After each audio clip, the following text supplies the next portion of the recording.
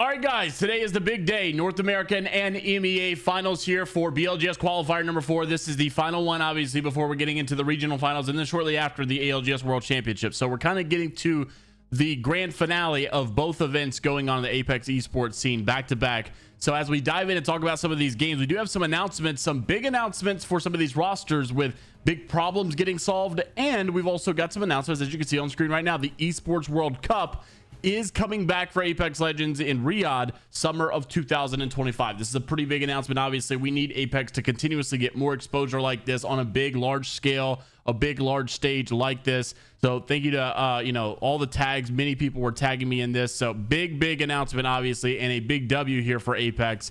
And obviously, this is what we want to see continuing going on because we've got bad news lately of the last couple of months. Luckily, it's been followed up with some good news the last 3 days or so.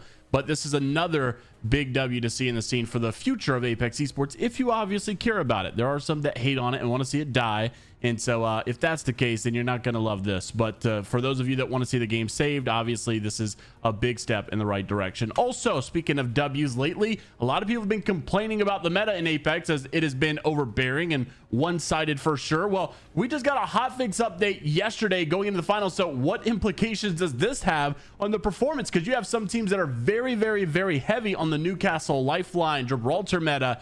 Now they're going to make this hotfix patch one day before finals. I always think it's weird when they do that. But, they just did that not long ago, by the way, right before the finals, again, in the middle of a tournament. But they're doing it again. And obviously, it was met by a lot of good feedback because many people have been asking for this. Just some people were frustrated that it was in the middle of that tournament. So Respawn opens it up. If you haven't seen my main video yesterday talking about it, saying heads up Legends, we rolled out some changes today for Apex, for Lifeline and Newcastle to help alleviate some of the frustrations that we've seen with this season's support meta. For Newcastle, his revive shield HP is lowered at all tiers. White is 250, blue is 400, purple 600, and his mobile shield is no longer invulnerable. That makes sense. Like, why would that be invulnerable to begin with? It now has 750 HP.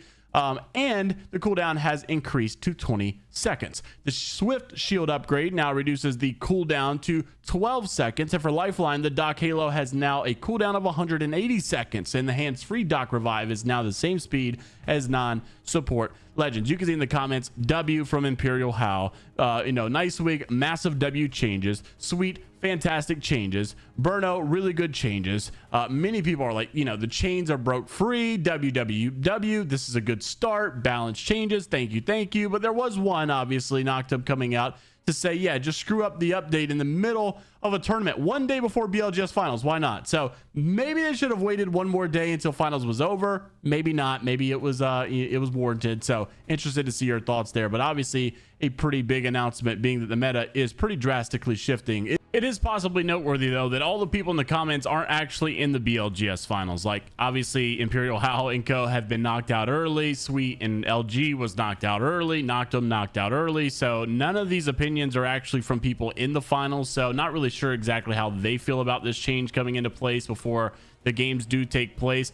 But obviously, big day today and a lot on the line here. Obviously, Moist, Complexity, Liquid Alienware going into regional finals, locked in. Already talked about that. Many of these other teams like TSM, Moist, TSM, Tripods, Furia, Stallions, Virtus Pro, NRG, Lone Sharks, Broskis. A lot of these guys already locked their place in for this as well, or at least most of these guys. I'm pretty sure some of the, like LG got knocked out early. We're gonna have to wait and see, I guess, what happens in order for them to lock their spot in. Falcons, though, had pretty much guaranteed their spot with their semifinal placement yesterday, so no big concern for them either. Cloud9 should have done enough, 21st spot here, but they're going into finals. As long as they play decent, I can't imagine that they don't get in. But a lot of teams, though, really need a solid performance in order to make this, because obviously the winner of this is going to go into the finals for regionals, but then also the top 16, not including the winners, will make it as well. So if all 4 winners are in the top 16, then it'll be your top 20 or so that go into there. So interesting to see how this all plays out. Liquid Alienware, obviously not even in this conversation, and they have a win. So that means that you may have a top 19 situation or so.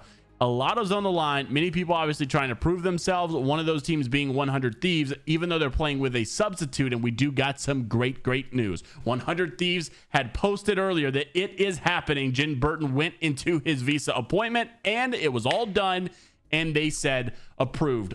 Finally, Genburten will be on the 100 Thieves roster officially, and we can expect him to have no issues going forward, being that they now have approved Genburten. So congrats, obviously, to Jen. I know that's been something he's been waiting for a very long time. It's been probably frustrating for how long it's taken. And you also had all of that stuff go on with Falcons and all that change. I doubt that that helped anything whatsoever. So obviously good to see there. Now, don't forget EMEA finals going down as well. This one's a little bit different. Go Next, Alliance, Aurora in the top 3 already solidified their spot. Some of these, like Go Next, did get upset in the regional or qualifier number 4. However, not to worry, because like I said, they've already qualified by way of just winning one of the tournaments so far. So those are your 3 teams. Now going into this, Alliance and Aurora are up there in the finals here, but some of these teams, NIP, a lot of teams are looking out for, because NIP has kind of been on the come up ever since Nasky had his boil over moment and started, yelling at his teammates.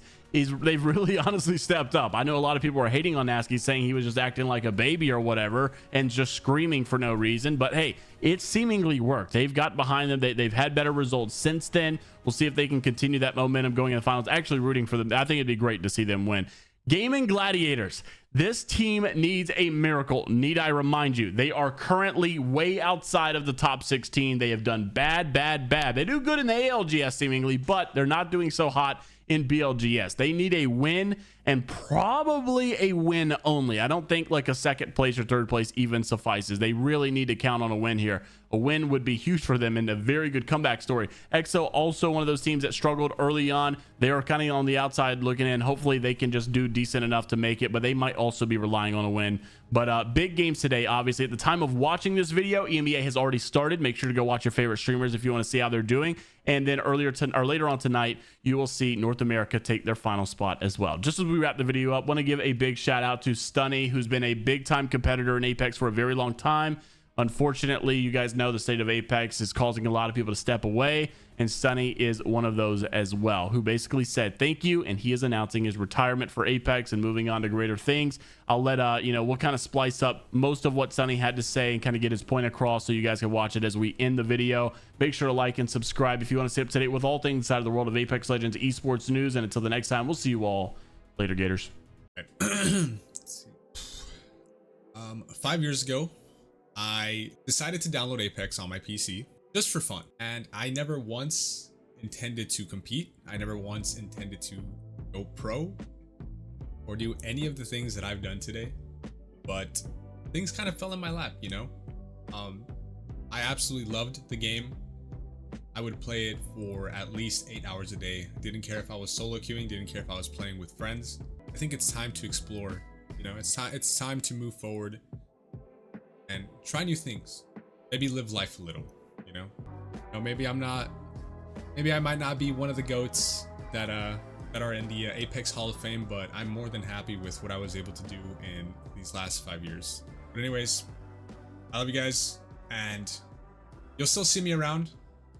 I'll still be playing Apex, I'll still be streaming, but things will be a little different now, and I definitely will not be competing.